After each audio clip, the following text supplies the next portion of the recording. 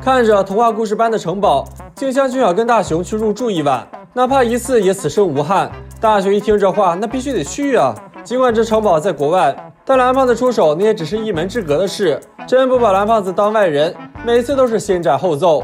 可区区任意门，蓝胖子不会不借。重点是住酒店的住，蓝胖子这种守财猫可拿不出。大雄只希望有个无人认领的城堡，可以让他谈情说爱。这时老师打来电话，要来个突击家访。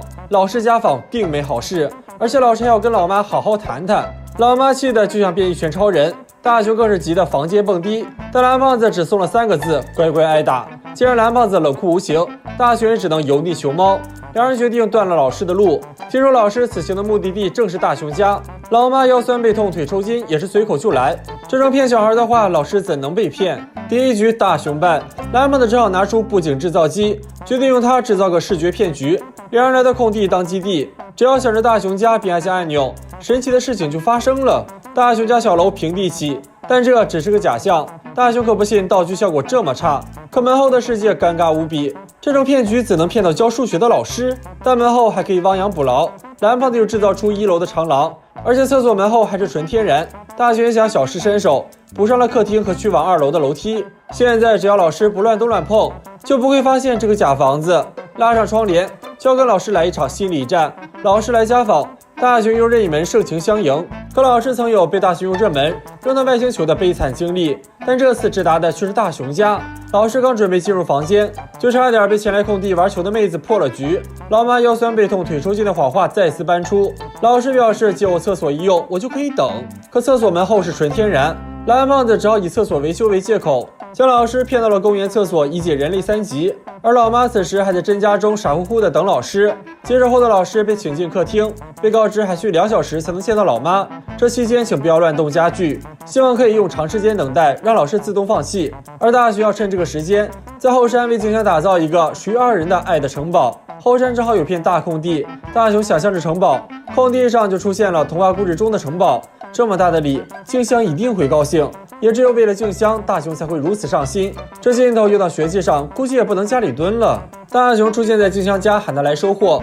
看着梦寐的城堡，静香对大雄好感度永久加1。两人携手踏上进入城堡的楼梯，内部的装潢堪比国际水准，更主要还是包场。明明房间里有壁橱，大雄却不允许静香碰，静香只好去眺望台看风景。这点大雄倒是没想到，只能再次求助蓝胖子，希望他可以改变城堡外的风景。蓝胖子首先制造仙气，再拿出室内旅行机，城堡就变成了一平10万的湖景房，甚至让静香产生了听到鸟啼的幻觉。蓝胖子则当起了最强辅助，不仅给大雄跟静香送上了暖茶，还要献上自己最爱的铜锣烧送给老师。厨房中的声响引起了老妈的注意，在蓝胖子进入任意门后，老妈也接踵而来。听说静香想在湖中划船，大雄只好用竹蜻蜓来到布景房。可大雄膀胱一扫，这场骗局的主角竟然都到场了。大雄想让蓝胖子背锅，却意外来了场拆家。看来来自中年男女的混合双打是逃不掉了。不要走开，下集更精彩。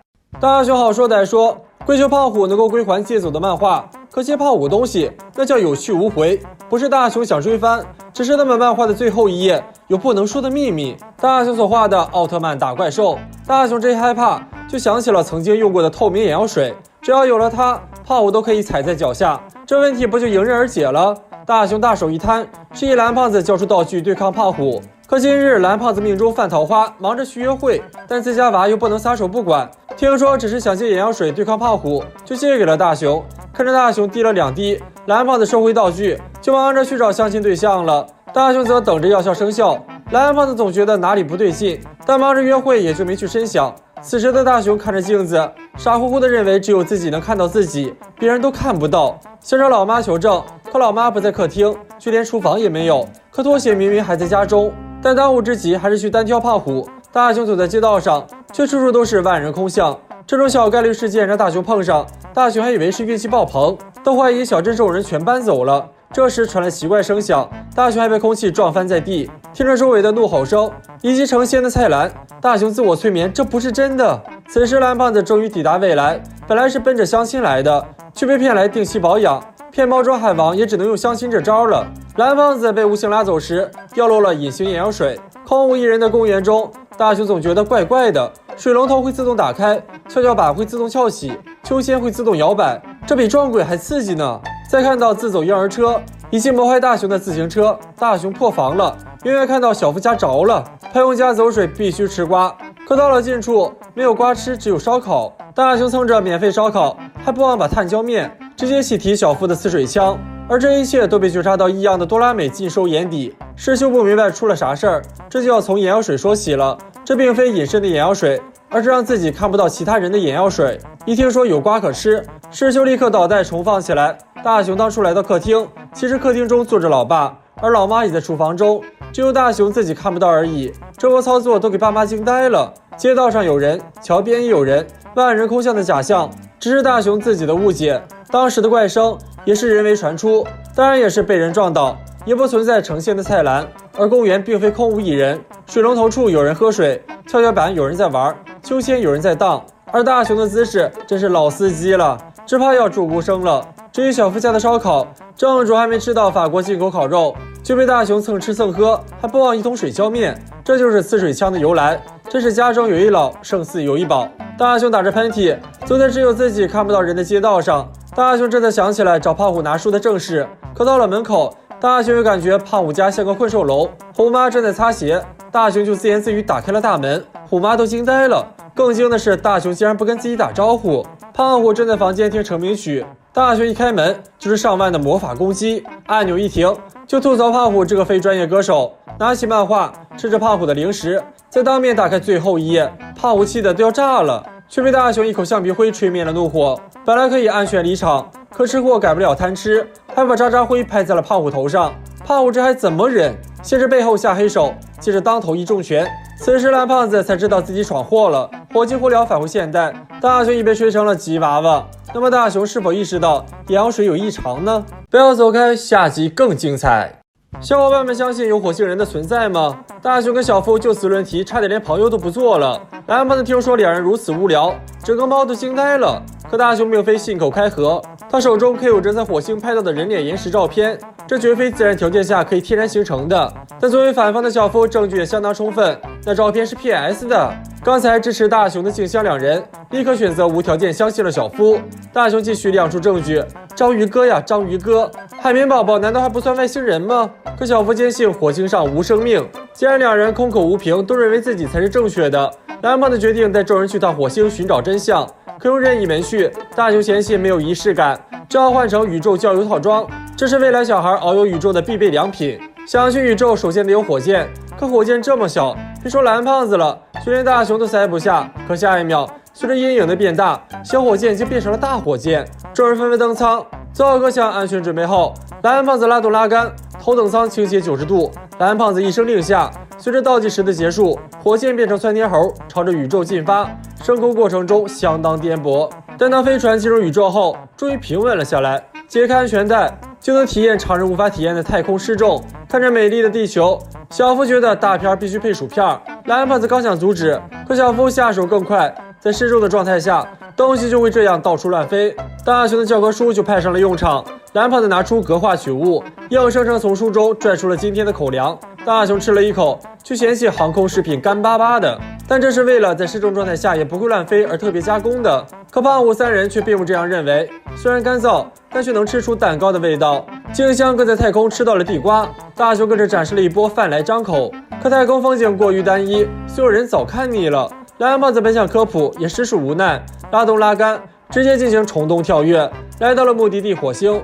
火星之所以为红色，是因为土星的土壤中含有氧化铁，就形成了铁生锈的颜色。火箭安全着陆，大雄火急火燎就要去外面看看。蓝胖子刚要阻止，可惜已经晚了，因为压力差的问题才会形成小型风暴。但现在不是科普时间，拿出摄影灯给每人来上一发，这才没造成全剧终。火星不仅没有氧气，气温也只有-43度，但幸好有摄影灯，才让大雄成了登上火星第一人。而这里的重力也只有地球的1/3。小夫膀胱一扫，发现一座巨山，这正是珠穆朗玛峰3倍大的奥林匹斯山。拿出行星探险车，正式开启了火星探险。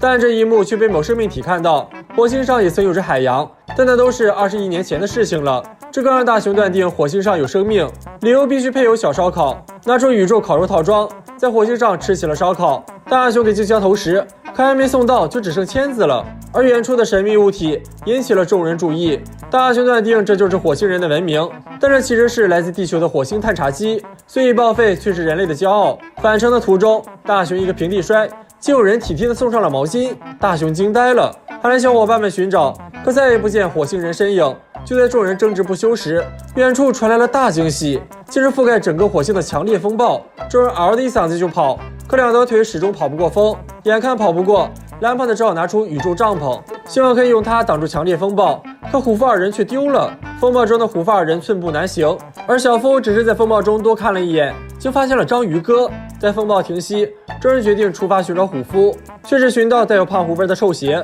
而一旁的探查机成了找到虎夫的最后希望。蓝胖子调出照片，却看到了虎父二人被奇怪生物绑架。大雄只顾着自己赌对了，完全不顾及虎父二人的生死。为了救出虎父二人，三人踏入了神秘洞穴。静香不慎失足，却被神秘人所救。但当大雄两人赶到时，虽不见静香身影，却碰到了章鱼哥。大雄两人嗷的一嗓子就跑，可前方万丈深渊，后方还有章鱼哥穷追不舍。其了蓝胖子一个信仰之跃，250斤的胖子竟可身轻如燕。看着对岸的章鱼哥，大雄就释放了嘲讽技能，可章鱼哥有大长腿，大雄两人只能再次逃跑，却误入了死胡同。哆啦 A 梦全剧终，当两人再次苏醒时，就看到了平安无事的静香。静香不仅不怕章鱼哥，还跟他成了朋友，胖虎更是把他当成了心灵之友。蓝胖子膀胱一扫，明白了章鱼哥的由来，还不是大雄这个冒失鬼意外造就了章鱼哥。虽然这并非真正的火星人，看来这场豪赌是小夫赢了。虽然没能见到真正的火星人，但静香相信火星人也会如章鱼哥般热情善良。回到家的大雄两人却听到了发现火星人的大新闻。那么小伙伴们知道探查机拍到的照片是谁吗？